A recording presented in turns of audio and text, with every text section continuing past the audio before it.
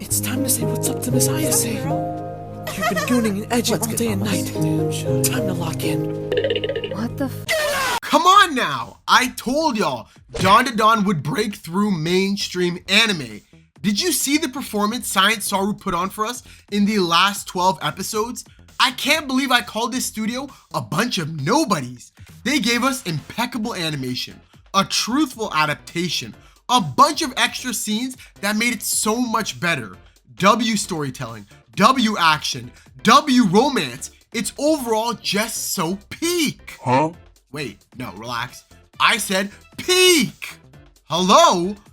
I said peak. Thank you. For real though, there's a lot to unpack from this season, so let's get straight into it, starting with the animation. It was amazing and nothing I could have ever imagined. It's clear that the team Science Saru put together for Dandadan also really wanted to make sure they were able to translate the lively work from the manga right into our screens. Yamashiro, the director of Dandadan, said this in an interview. I put a lot of effort into giving each of the aliens and yokais their own visual personality. My goal was to create visual effects that made you feel like these creatures had different values and a different culture from us. And I'd say his vision came true. And not just with the character drawings, but with his color choice as well. A lot of these episodes were phenomenal and not overpowering. Well, for the most part. What is that? He definitely paid a lot of attention as to not deviate from the ideas the readers might have had when reading the manga. If episode 1 wasn't fantastic enough, they kept it extremely consistent in terms of the level of animation for each episode. I didn't want to overglaze this because everyone else has, but it must be done. Episode 7 alone could win an Academy Award because that was a perfect cinematic viewing experience. From directing to storyboarding, everything was seriously flawless. And even though they put a lot of budget into episode 7, they didn't make sacrifices in other episodes, keeping everything true to the manga and an enjoyable watching experience for everyone. The best part is they weren't afraid to take creative leaps throughout many of these episodes in terms of bringing the manga for life, and it truly did pay off. For example, in the manga, when Gigi is struggling to sleep, you see this crazy good drawing of him tweaking out as it pans to the weird creature.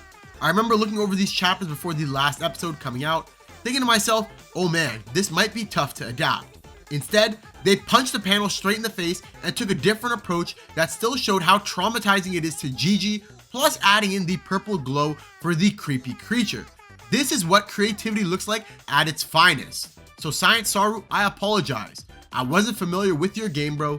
Keep up the great work. One topic that keeps coming up in talks that I see, whether it's Twitter, Reddit, or TikTok, is the quote-unquote disturbing scenes that Momo keeps finding herself in. And I guess most of the fans stomach the first episode scene, but now after seeing Momo and Okarun naked on top of each other in a school, and her getting attacked by 5 naked men in a hot spring, the question arises, how far will the mangaka take it in the future episodes to come? Personally, I don't enjoy this type of shock value as well, and I see why the author included it in their story to make it more suspenseful. I will say, don't expect any more crazy scenes like this. The author only did it in the beginning so much to attract Shonen Jump's eye so that his manga could get published. I know it's not a great excuse, but from what I can remember, I can promise you there shouldn't be any more crazy scenes like this. From what I remember. Not to toot my own horn, but did I not tell you guys the characters would be gas?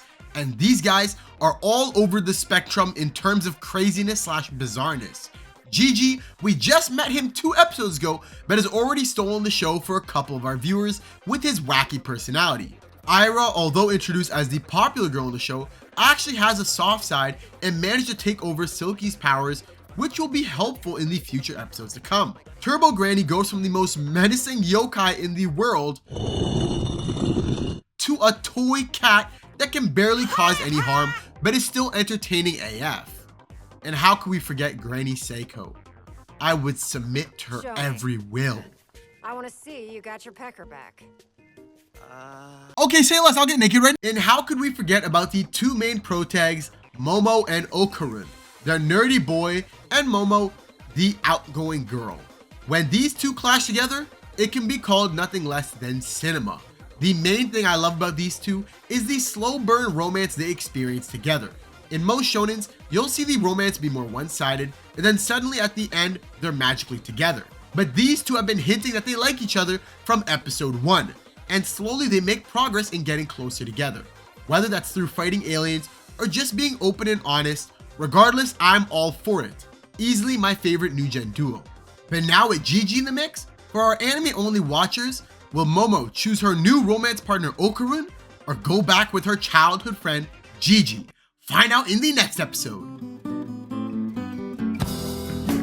But let's talk about the most underrated thing in the show, the comedy. Okay, maybe it's not underrated, but I swear it's one of the few adaptations that's taken the manga's work and made the delivery for jokes 10 times better. Since a lot of mangas are weekly, sometimes jokes don't get the full effect since they were focusing maybe more on the art or the content of the story. But this adaptation has been delivering and adding more. In episode 8, after the Acro Silky drama is finished, when they're eating food at Momo's place, Ira and Momo get into an argument as they circle the table, yelling at each other but still focusing on the delicious noodles in their mouth. While in the manga, it's just a bit of a yap session. It's small detail like this that Science Saru includes that make it that much funnier. Even something as simple as the alien becoming a hitman to help feed his family back at home. But all this time, all his problems could have been solved if he just had a cow.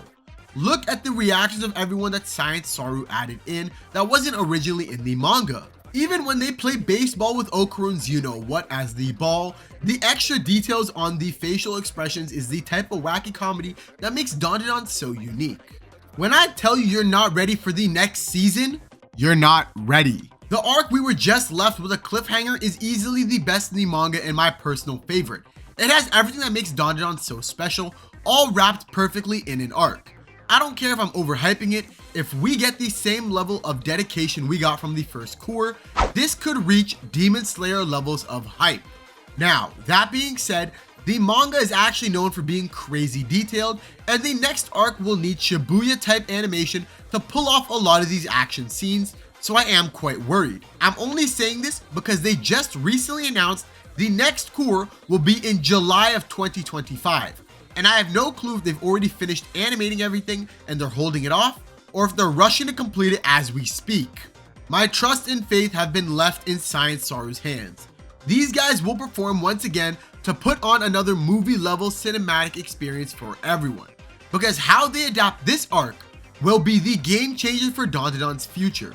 We don't need to see another popular series like Blue Lock reach a crazy pinnacle of hype just to fall completely because of a studio. And believe me, I'll be back to report whether they shit the bed or put on a show. I guess we really have entered a new era of Shonen, and Dandadan truly is the face of it.